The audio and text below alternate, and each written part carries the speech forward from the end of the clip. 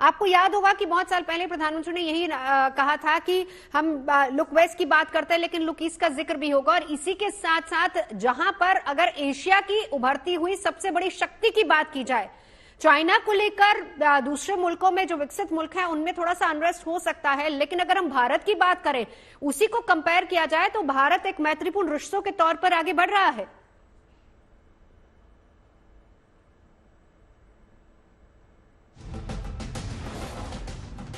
Sir आपकी आवाज mute है। पथिकृत साहब आपकी आवाज म्यूट है।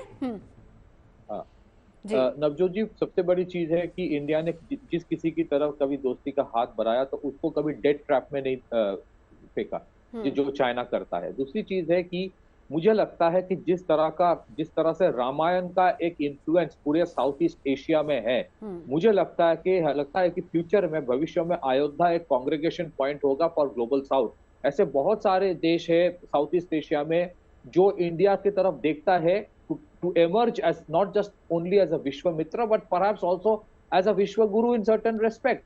और मैं ये कहना चाहता हूं कि पहली चीज तो ये है कि इंडिया की तरफ जो उनका एक्सपेक्टेशन है वो आज और भी इसीलिए बढ़ गया है कि इंडिया आज सिर्फ टेक्नोलॉजी खरीदता नहीं है, वो टेक्नोलॉजी इनोवेशन और टेक्नोलॉजी डेवलपमेंट के तरफ भी एक राह दिखा रहा है।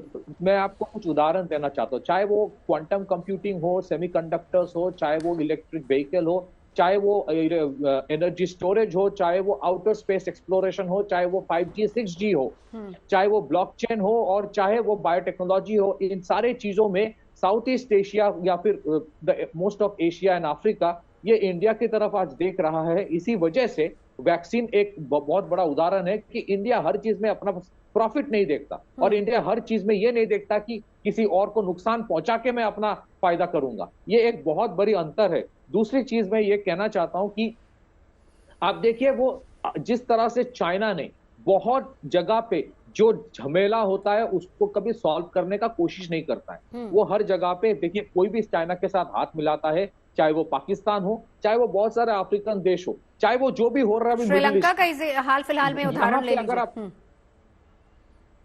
यहाँ पे जो इंडिया बात करता है वसुधैव कुटुंबकम, यहाँ पे जैसे पापुआ न्यू गिनी का जो प्रेसिडेंट है, जो प्रधानमंत्री मोदी जी का पैर छुआ, क्यों छुआ?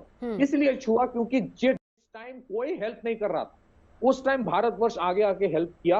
और इंडिया का जो टेम्पलेट है वो टेम्पलेट है सर्वे सुखिना भवन्तु, वो जो सर्वे भवन्तु सुखिना सर्वे सन्तु निरामया, जहां पे हम लोग जो मुद्रा योजना है जिससे 8 करोड़ नया एंटरप्रेन्योर बनाया गया है। और इंडिया आज थर्ड लार्जेस्ट इकोसिस्टम है स्टार्टअप्स का, जहां से हमारा जो जनधन आधार योजना जो जैम ट्रिनिटी है, जिस तरह से डायरेक्ट बेनिफिट ट्रांसफर आप कर सकते हैं, इंडिया बोल रहा है कि ये सारे टेम्पलेट आप लीजिए, अपने देश में भी आप इससे अपना डेवलपमेंट कीजिए। देखिए हिंदुस्तान का जो पिछले 10 साल में बुनियादी ढांचा बदला है और ये इसीलिए बदला है कि विकास और विरासत को एक साथ लेके चलने का एक कोशिश सक्सेसफुली पीएम ने किया है। बिल्कुल, विकास और विरासत को एक साथ लेकर आगे बढ़ना, और यही रास्ता है जो आपको विकसित भारत की तरफ ले जाएगा। कल कर्तव्य पथ पर उसी की झांकी आपको नजर आएगी।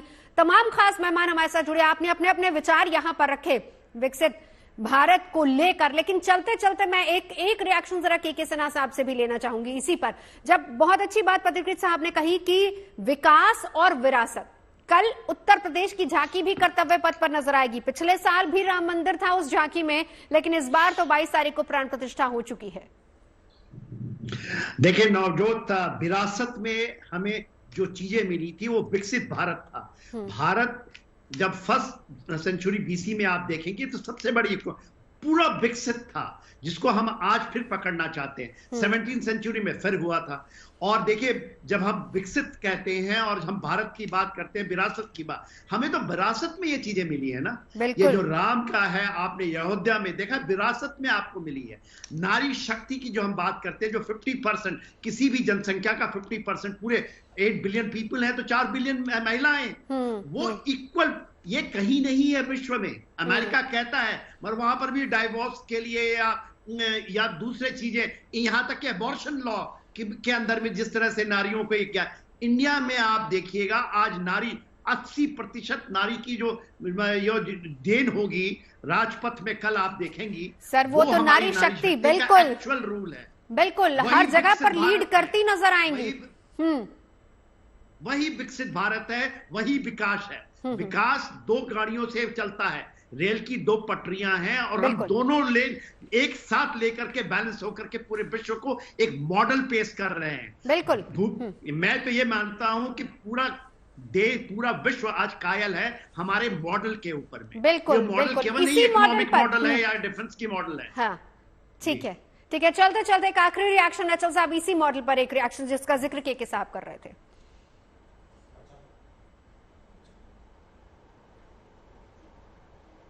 अचल मल्होत्रा साहब, एक आखिरी रिएक्शन आपसे जानना चाहूंगी।